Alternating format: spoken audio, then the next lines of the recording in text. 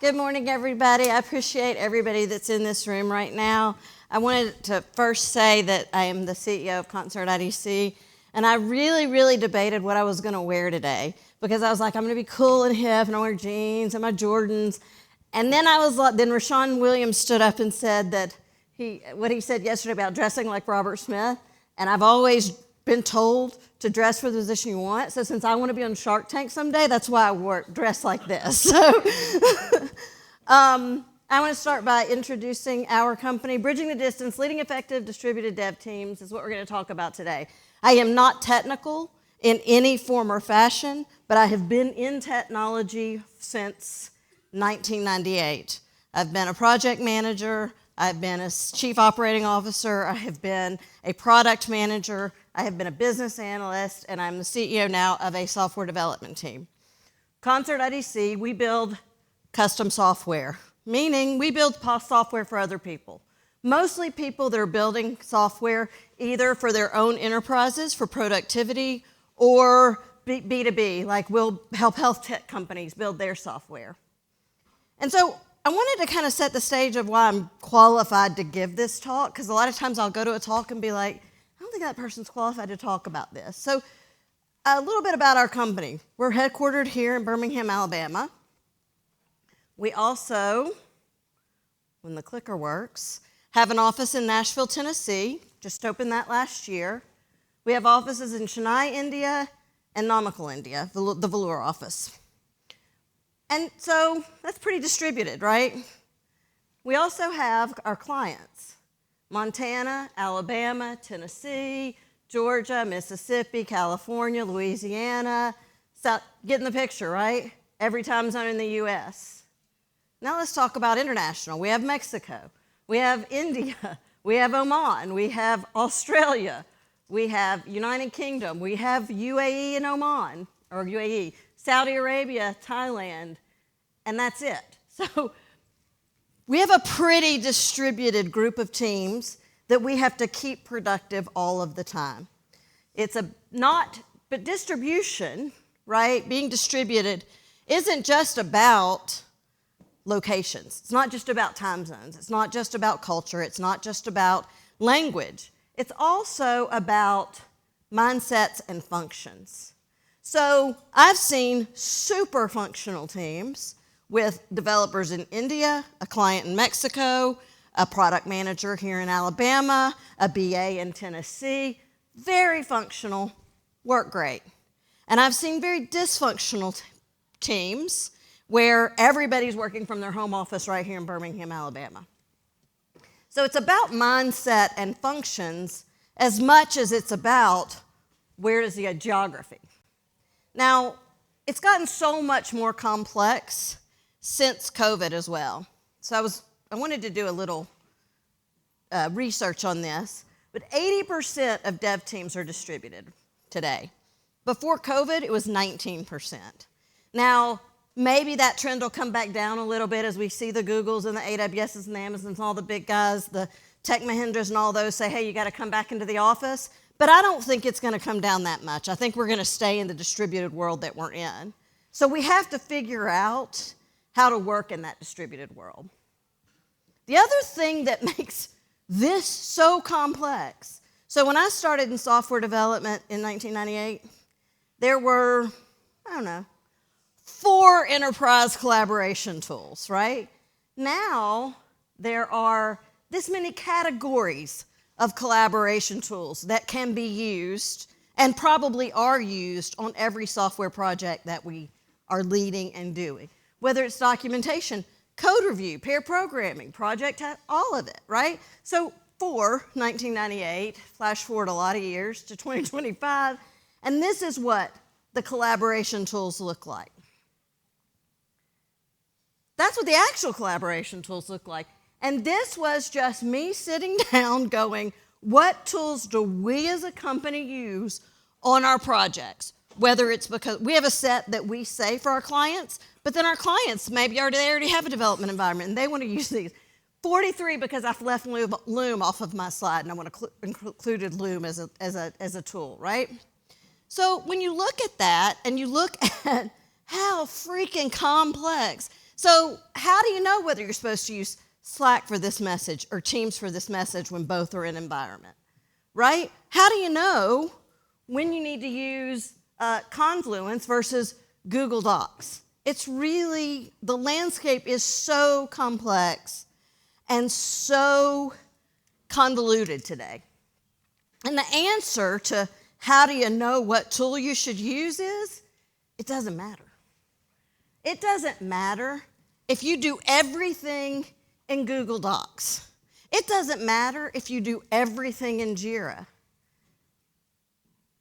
What's important, and we all know, right? We all know these are the things you do. How many in here are developers or engineers or part of the software development lifecycle in some way, right? So hopefully you're doing these things, right? You're estimating velocities, you're doing sprint backlogs, you're creating spikes, setting sustainable paces, all that. Hopefully you're doing these things, the good practices, the agile best practices. We've kind of moved from agile best practices to what I call and others call distributed agile, right? And when agile first came around, the whole point was, let's build software quickly, right? Let's get this sprint, let's get software in front of whoever the client was, whether that's an internal user, the finance department, the HR department, whether that's a client out in the real world. It was all about how do we get software, build it quickly, minimize documentation, get software in front of people. Well, and that works when everybody's sitting in the same office and you pop up over your cube and say, hey, why are we doing this? Or how are you doing that? How are you building that? What are you doing there? But then when you get distributed, that automatic, I can ask somebody what they're doing right then, doesn't always happen, especially if your team is across multiple time zones, multiple locations, all of those things. And so what's happened is, while Agile works, we found out that you do have to keep a little bit better documentation, right? You do have to think about what's the third horizon of why we're building this software. Whether it's somebody that's building it for commercial use or somebody that's building it internally. And so what seemed to happen with Agile, and especially as teams got distributed, we almost forgot about the why. Why are we doing what we're doing? Why am I writing this line of code? Why am I writing this use case? Why am I writing this epic? Why am I writing this test case? What is my acceptance criteria? We kind of forgot the why. And so I sort of started on this journey a few years ago as we were building up our company, and you've seen the distribution of it, is that it was more important for even the most junior engineers on the team, the most junior QA analyst on the team, the most junior anybody on the team, to understand the why than it was the what tools are we going to use, right? We could teach the tools. You can teach coding. You can teach how to write unit tests. You can teach how to document your code. But if you don't know the why of your doing it, then you've lost, because you will end up with something that doesn't work as well as it could. So when you talk about the why, there is no why. You come back to your computer. So why, right? The why is to foster clarity.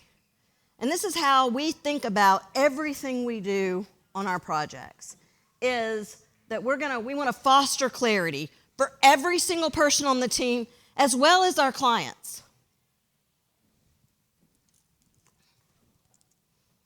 So ambiguity is the enemy of distributed work. I've heard often that hierarchy is the enemy of innovation. Well, ambiguity is the enemy of distributed work.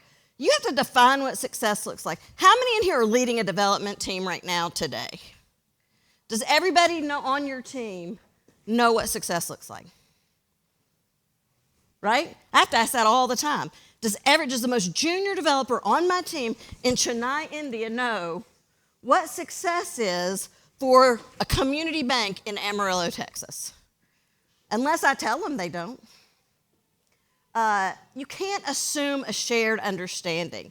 And this is true regardless of where your developers are. You can't assume that there's a shared understanding. I mean, Alyssa over here we work together, and she's in the office next door to me, and I'm the queen of assuming understandings. And she'll come and say, I'm not sure I understand what you're saying. So you can't assume anything about understanding when you're developing. You do have to use the structured tools. You have to have kickoff docs, dashboards, whatever they are. What are the structured tools so you know that everybody's on the same team, right? Create that transparency. The next thing that you have to do is build trust across borders. I'm going to talk about some real-world kind of case studies of trust across borders. And by borders, I do not mean national borders or state borders. I mean, I'm working at my house in Vestavia, and Jessica's working at her house in Gadsden, and there's now a border. Trust, it doesn't happen. You have to be intentional. What are those small, little intentional things? Do you require everybody to have their cameras on in every meeting you're in? Right? Do you follow through on the things that you're saying? I'm not great at it. Fortunately, I have people who force me to follow through because I move on to the next thing. I've kind of got a little bit of ADD. Do you have casual chats with your distributed team members to build connection? Because if you don't, then you don't have the greatest level of trust that you can have. And that's whether it's a client, an employee, a boss, a peer, it doesn't matter. You have to create space for voices from all levels to contribute. This is very, very difficult when you're working with other cultures. So when I first started working with offshore, it was actually, I was talking to Leverett, he was there when this happened. It was in 2001 was my first project with a team in India. And what I didn't know is that yes did not mean I understand exactly what you just asked me to do. Yes meant I acknowledge that words came out of your mouth and a sound was made. Right? Right, yeah. Well, a head shake is not, right? I didn't know that. So it was my job to learn that. And what we've done at my company is, don't say my company, our company, what we've done and what we try to find, and it's very difficult because you're finding a very hierarchical, patriarchal society culture in India, is that even if you were the newest member of a team, if the architect that's been around for 10 years says do it this way and you think there's a better way to do it, it is your job to say, I think I have a better way to do it. But you have to foster that. And you don't just have to foster that in India. The same thing happens here, right? The same thing will happen. And I find it, I'll say, and just because I have 3 letters behind my name, people will go do what I say. Even if they think it's the dumbest thing on earth to do. So, I'm going to use the example I use. Fostering collaboration. Jessica and Sarah Grace, who work with me in their 20s, one day pulled me into the conference room and said, we need to talk to you. And I'm like, oh, God, I'm going to quit. I'm going to have a dual quitting right here in front of me. He said, your relationship with the chief revenue officer is causing a lot of tension for the rest of the company. And at first, my initial was, shush, go. But then I'm like, okay, well, if these people are brave enough to come talk to me about this, then I should be brave enough to hear a criticism about myself. And so we had the conversation, and I said, okay, I didn't know what to do because my style is my style. So what do I need to do? And they gave me some hints, so the next time we went into a meeting, same thing started happening. Conflict started happening. I let it roll off my shoulders, their advice. I didn't raise my voice. I didn't change my tone. It didn't change how the other person behaved. But I, as CEO, learned something to do something better because I listened to the most junior members on my team. They would argue that I'm still kind of bullheaded and stubborn, but It was super intentional, and you have to create space. It doesn't matter, borders, country borders, or anything. You have to align goals and culture. You have to understand how cultural norms affect things like deadlines, tone, and feedback. This is another one for me that when I joined ConcertIDC, we were working on a very complex problem for a client, and one of the developers in India said, I told him what I wanted, what needed to be done. Documentation was done, and he said, Debra, I have a doubt. And I immediately was like, you doubt I know what I'm talking about? You doubt I know what I want? No, that means I had a question. So it's understanding the cultural norms. It's understanding those kinds of things that make a development team successful. Look, you have to find a balance between a unified mission and local adaptability, but more importantly, you have to find a balance between a unified mission, allowing creativity, and individuality. Because where you get the best solutions are not in a controlled dictatorship environment. It just doesn't work. What works is when people are able to be creative. And let's face it, software engineering is art. Because if I said, please make me a flower, please make me a flower, and you're both architects, you would do it two different ways, and you might make a tulip or a rose. Software engineering is art, because there's many ways to accomplish the same thing in really beautiful ways. Celebrate the shared wins that matter across the board, right? When somebody let me ask you this, who else leads a development team? Have you ever said, that's the best damn unit test I've ever seen written to a junior engineer? Right? It's amazing how great their unit testing gets after you say little things like that, right? It's, I feel so proud. Oh, I wrote a good unit test. Because instead, but what do you say if somebody misses a deadline? Right? So it's more about celebrating those shared wins when they hit a deadline. And look, I have to tell myself this all the time. I actually walked into the office the other day to Jessica and said, I don't think I've told you. Kanan told me you're doing a great job. She's training to be a junior product manager. And she was like, oh, her face lit up. And I was like, I'm not good at that. I think as long as everybody, if you're still getting a paycheck, I think you know you're doing a good job. I have to be intentional about making sure people know they're doing a good job. And that's how you align goals and culture, is you find that balance between the mission and the adaptability, and the individuality, and the creativity. So let's talk about some real lessons we've learned over time. The first is a company out of Nashville. They are in real estate. We kind of categorize our projects in different ways, but this is a revival startup. We call it a revival because we took over for another developer out of Brazil. And they had some really good collaboration tools in process. And they had some really good, regularly scheduled meetings once a week. And they were documenting the crap out of their code. And they were not getting to market. They were building really bad software. Actually, the front end was great. The back end was terrible. So we came in and we started the project. And this client really liked that tone. They really liked the tools. We moved them into Jira just because that's our standard. We did some other things. We use our weekly reporting, our daily reporting, all those things. But we kept the kind of meeting cadence the same, right? Because it's be successful. Two times a week, one time a month, do some sprint retrospectives. Guess what? We wrote some really bad code. And what we realized is the real mission was not understood. So about 2 months into the project, what we did is we said, guys, we need to meet daily. Every single day at 8:30, everybody on the development team in India and the US and everybody in the client site that's involved in the software are going to meet daily for 30 minutes. We're going to run it Scrum style. What did you do? What are you going to do? What do you need help on?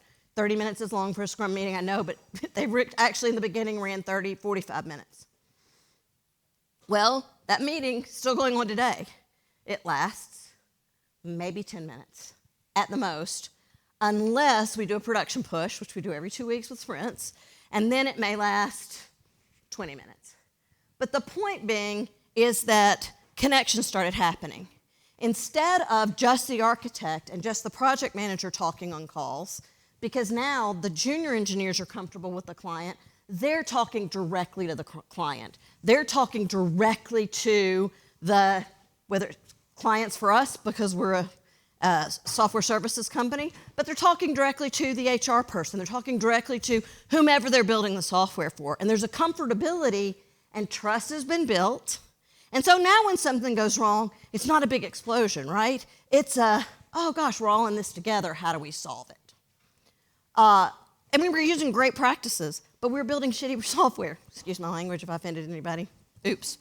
The next one is my orthopedic problem. Same kind of project based out of Birmingham. It's healthcare tech.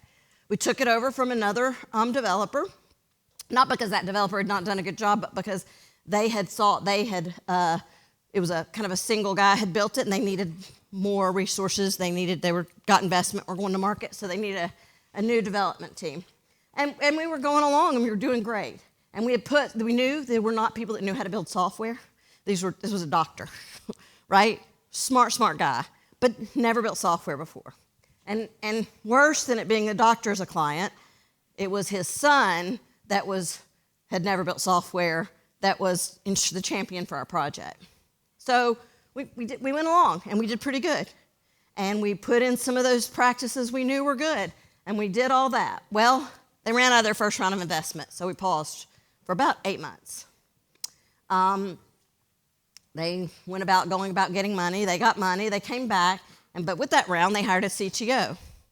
Well, that CTO didn't have trust. We didn't have that trust anymore, right? So we built up trust with the previous people we were working with. Now we've got a new person, don't have trust, has had bad experience with offshore teams in the past.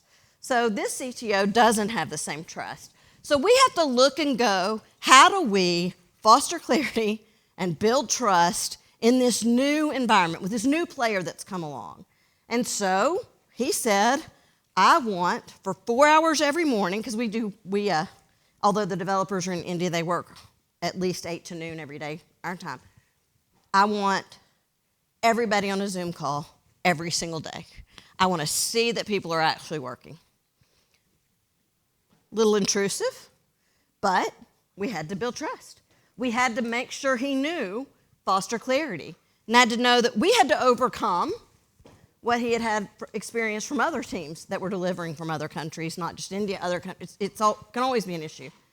So we did that for the first month of the project. Built the trust, fostered clarity, felt comfortable, promoted one of the guys on our team to be the architect of the project, and now it's a daily meeting just like any other project.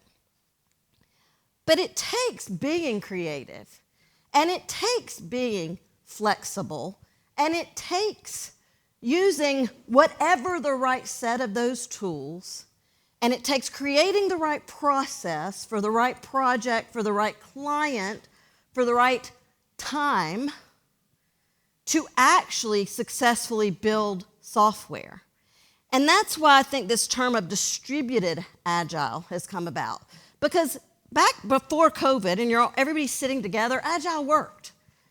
I would argue it still missed the third horizon a lot of the times from a business standpoint, but you have to now do a little bit better at documentation. That's what AI tools are for, right? Write a use case, build acceptance criteria.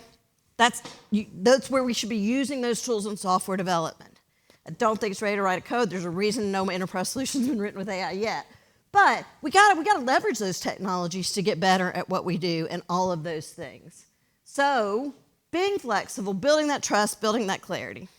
So those are some real world lessons, but none of you, were part of that or experienced that. So I decided, what is the best way to demonstrate this in a way that everybody will understand? So please don't disappoint me. How many people in this room have seen Avengers Endgame? The majority. Whew. I did this talk in Malaysia and didn't get hands, and I was like, oh no.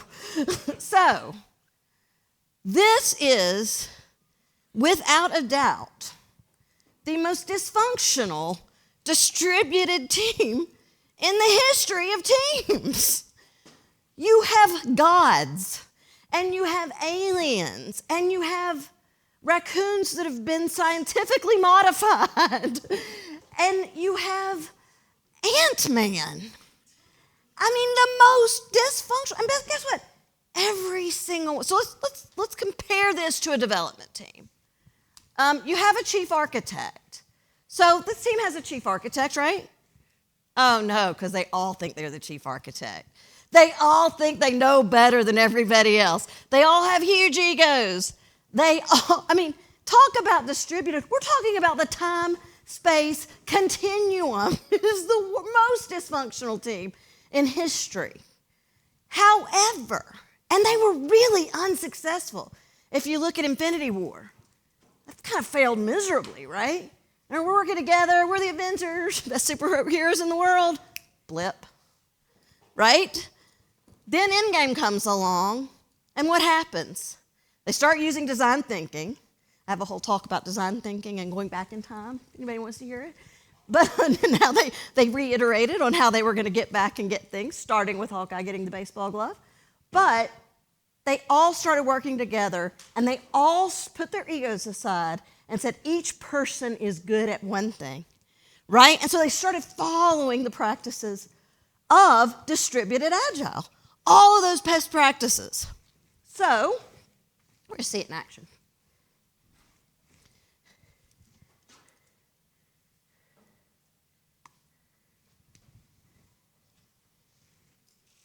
Audio.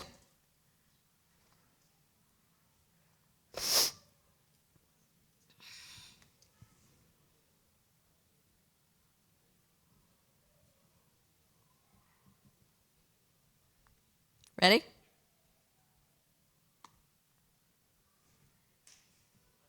But I'm not.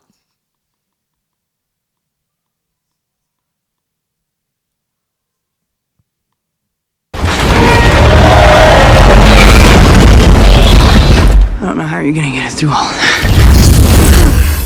Don't worry. Self-organizing team. She's got help.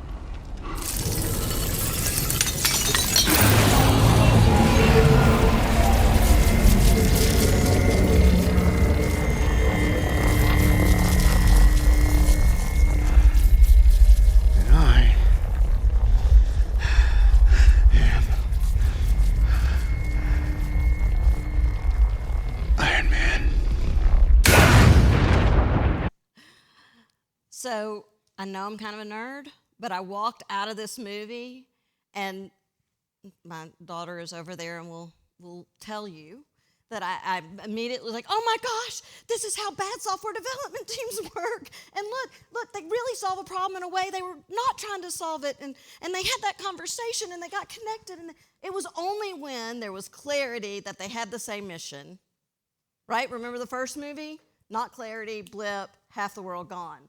When they built trust, when Doctor Strange and Iron Man, they hated each other, right? So now they built trust, and they had built this had this conversation, and just a point of the finger, hey, it's your turn.